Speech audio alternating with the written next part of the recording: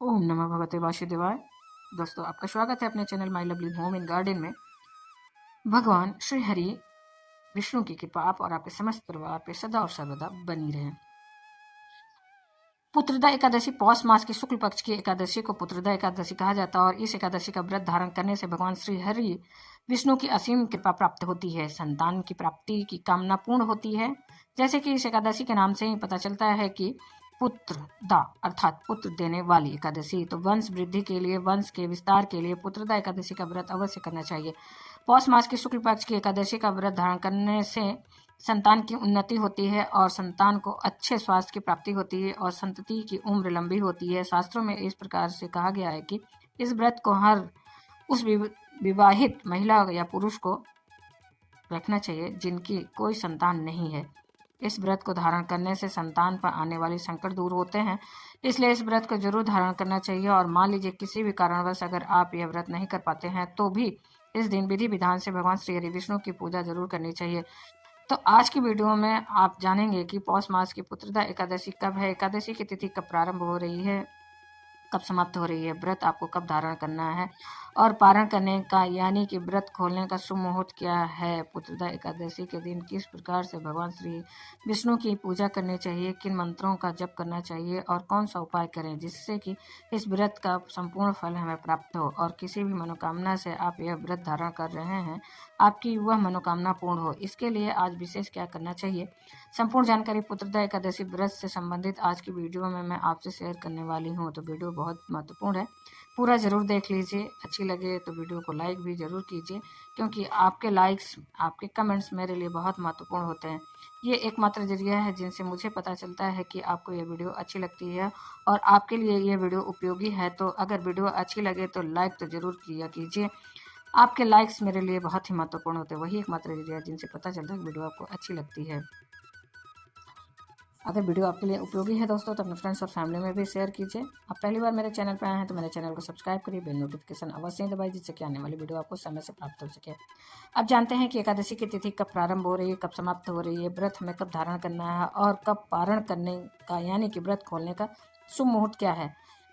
पौष मास की पुत्रदा एकादशी की तिथि प्रारंभ हो रही है 9 जनवरी 2025 को दोपहर में 12:22 पर और तिथि समाप्त हो रही है 10 जनवरी को सुबह 10:19 पर। तो सूर्योदय कालीन तिथि में यह व्रत धारण करते हैं एकादशी का। तो इसके अनुसार 10 जनवरी 2025 को एकादशी व्रत हम धारण करेंगे और दिन होगा शुक्रवार का। तो शुक्रवारी एकादशी अपने आप में एक श्रेष्ठ और दुर्लभ संयोग होता है, क्योंकि शुक्रवार का दिन माता लक्ष्मी को समर्पित होता है और भगवान श्री हरि विष्णु को अत्यंत प्रिय है एकादशी तिथि। ऐसे में भगवान श्री हरि विष्णु और माँ लक्ष्मी की जो यह संयुक्त रूप से पूजा करते हैं तो हमारी हर प्रकार की परेशानी से मुक्ति मिलती है।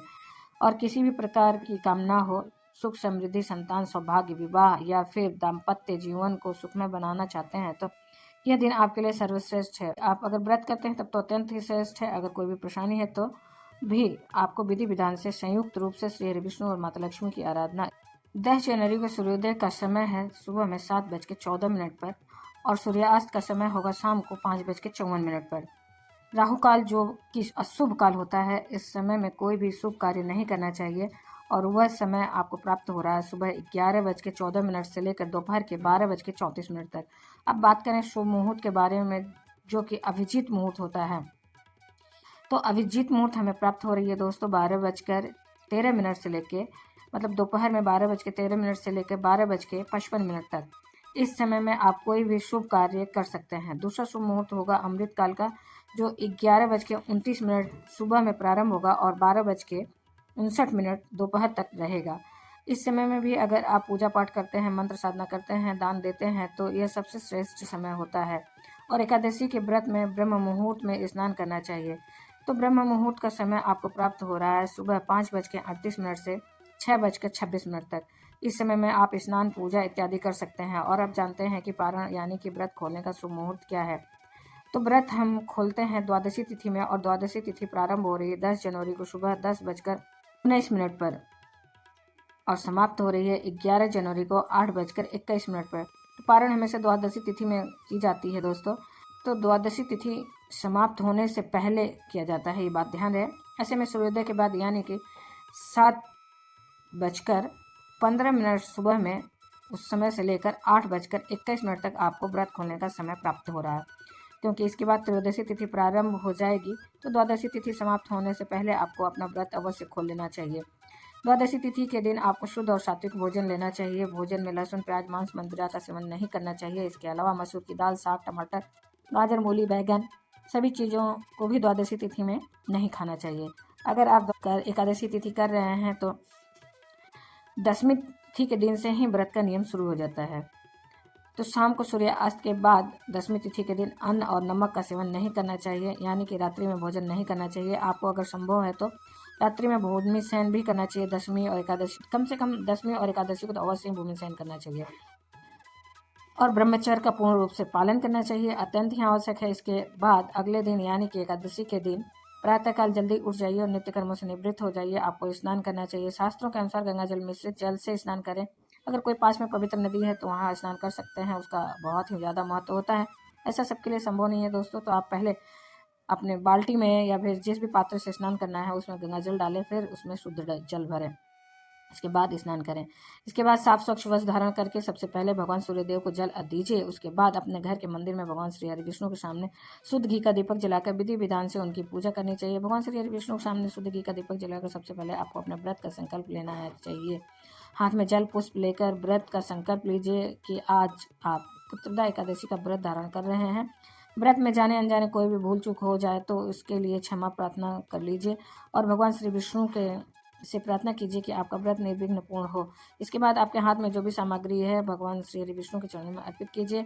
फिर आप भगवान श्री हरि विष्णु का अभिषेक कीजिए। अगर आपके पास शालिग्राम की शिला हो या फिर लड्डू गोपाल जी हो या भगवान विष्णु जी का कोई भी स्वरूप हो तो सबसे पहले आप उनका पंचामृत से अभिषेक करना चाहिए। फिर पीले वस्त्र के रंग के वस्त्र को धारण करवाइए, यज्ञ पवित्र अर्पित कीजिए और इसके बाद धूप, दीप, पुष्प इत्यादि अर्पित करके विधि विधान से भगवान श्री हरि विष्णु की पूजा कीजिए। आज के दिन लड्डू गोपाल की पूजा करना अत्यंत श्रेष्ठ माना जाता है। भगवान श्री कृष्ण के बाल स्वरूप लड्डू गोपाल की पूजा करने से संतान की प्राप्ति में आ रही बाधा दूर होती है और संतान को उन्नति की प्राप्ति होती है, अच्छे स्वास्थ्य की प्राप्ति होती है, दीर्घायु की प्राप्ति होती है, जीवन में सफलता की प्राप्ति होती है। तो अपनी संतान की उन्नति के लिए या फिर संतान की प्राप्ति के लिए भी आपको लड्डू गोपाल की पूजा करनी चाहिए।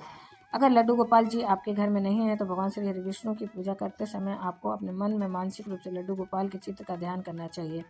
फिर उन्हें माखन मिश्रित का भोग अर्पित करना चाहिए। पूजा करते समय ओम क्लीम कृष्णाय नमः, ओम नमो भगवते वासुदेवाय नमः या ओम नमो नारायणाय नमः इस प्रकार से मंत्र जप करते हुए पूजा कर लीजिए और पूजा पूर्ण करके भगवान श्री हरि विष्णु की आरती कर लीजिए। अब जैसे कि अगर आपके एकादशी का व्रत धारण कर रखा है तो पूजा करने के बाद आप फलाहार कर सकते हैं, फल इत्यादि ले सकते हैं या फिर चाहे तो निर्जल व्रत भी धारण कर सकते हैं।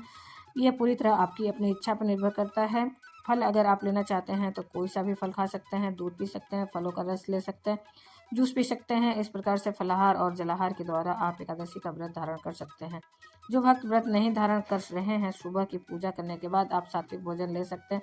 भोजन में लहसुन, प्याज इत्यादि मत लीजिएगा और चावल का सेवन नहीं करना चाहिए। दशमी एकादशी के दिन पूरी तरह से शुद्ध और सात्विक भोजन लेकर आप सुबह शाम की पूजा कर सकते हैं। शाम के समय संध्या काल में भगवान श्री हरि विष्णु की फिर से पूजा करनी चाहिए।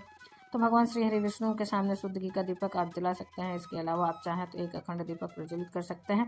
शास्त्रों में कहा गया है कि अगर एकादशी की रात्रि में अखंड दीपक भगवान श्री हरि विष्णु के सामने अर्पित किया जाता है तो इससे हर प्रकार की कामना पूर्ण होती है और इस व्रत का हमें संपूर्ण फल प्राप्त होता है। एकादशी की रात्रि में जागरण करने का विधान है, तो जितना समय आपसे हो सके आप रात्रि में जागरण कीजिए, भजन कीर्तन कीजिए, मंत्रों का जप कीजिए, भगवद गीता का पाठ कर सकते हैं, श्री रामचरितमानस का पाठ कर सकते हैं, गजेंद्र मोक्ष का पाठ कर सकते हैं, विष्णु सहस्त्र नाम का पाठ कर सकते हैं या कोई मंत्र जप कर सकते हैं। तो अवश्य करें। रात्रि जागरण आपसे जितने समय तक हो सके उतने समय तक अवश्य करें। जरूरी नहीं कि आप पूरी रात्रि जागें, जितना आपसे हो सके उतने समय तक जरूर जागना चाहिए। एकादशी व्रत का पारण द्वादशी तिथि में किया जाता है, तो द्वादशी तिथि के दिन प्रातःकाल जल्दी उठ जाइए। उठकर नित्य कर्मों से निवृत्त होकर स्नान कर लीजिए। स्नान करने के बाद भगवान सूर्यदेव को जल दीजिए। उसके बाद अपने घर के मंदिर में विधि विधान से भगवान श्री विष्णु की पूजा कीजिए। धूप, दीप, अक्षत, पुष्प इत्यादि अर्पित करके भोग लगाकर भगवान श्री हरि विष्णु की पूजा करनी चाहिए। अच्छा, जैसे कि आप एकादशी के दिन भी पूजा करते हैं तो भोग जरूर लगाना चाहिए भगवान को। आप किसी भी चीज़ का भोग लगा सकते हैं, फलों का भोग लगा सकते हैं, माखन मिश्री का भोग लगा सकते हैं या फिर मिठाइयों का भोग लगा सकते हैं। मखाने की खीर बनाकर भोग लगा सकते हैं। आपके पास जो भी उपलब्ध हो इसके अलावा पंचामृत का भी भोग आप लगा सकते हैं। दूध, दही, घी, शहद, शक्कर, पांचों चीज़ें मिलाकर पंचामृत बना लीजिए और भगवान का अभिषेक भी कीजिए और इसे भोग में भी लगाइए। जो भी आप भोग लगाते हैं उसमें तुलसी पत्ता जरूर होना चाहिए, क्योंकि भगवान श्री हरि विष्णु तुलसी के बिना भोग स्वीकार नहीं करते हैं। श्री हरि विष्णु भोग नहीं स्वीकार करते हैं, लेकिन एकादशी के दिन तुलसी के पत्ते नहीं तोड़ने चाहिए। तो एक दिन पहले से ही तुलसी के पत्ते आप तोड़कर रख लीजिए, फिर पूजा में आप उनका प्रयोग कर सकते हैं। द्वादशी तिथि के दिन भी विधि विधान से भगवान श्री हरि विष्णु की पूजा करने के बाद आपको भोग लगाना चाहिए। आप सुबह शुद्ध और सात्विक भोजन बना सकते हैं तो उसका भोग लगा सकते हैं अपना व्रत खोलने के लिए।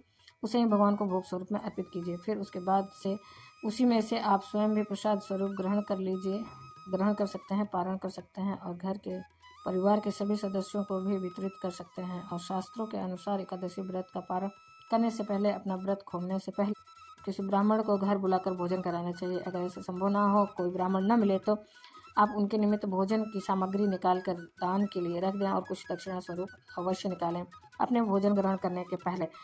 और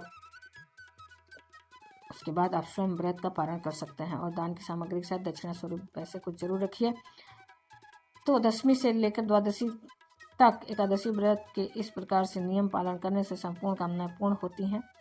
दोस्तों, ये है आज की वीडियो जिसमें पौष पुत्रदा एकादशी से संबंधित संपूर्ण जानकारी मैंने आपसे शेयर की है। आने वाली वीडियो में आप सुनेंगे पौष पुत्रदा एकादशी की व्रत कथा, उसके साथ ही पौष प्रदोष व्रत कब है, अगर आप प्रदोष का व्रत करते हैं कब आपको व्रत धारण करना है, पूर्णिमा कब है, और व्रत और त्यौहार से जुड़ी हुई सारी जानकारी आपको इस चैनल पर नहीं मिलेगी। इसलिए चैनल से जुड़े रहिए ताकि सारी जानकारी आपको सही समय पर प्राप्त हो सके। मिलती हूँ दोस्तों अगले वीडियो में, तब तक के लिए जय श्री हरि विष्णु। धन्यवाद दोस्तों।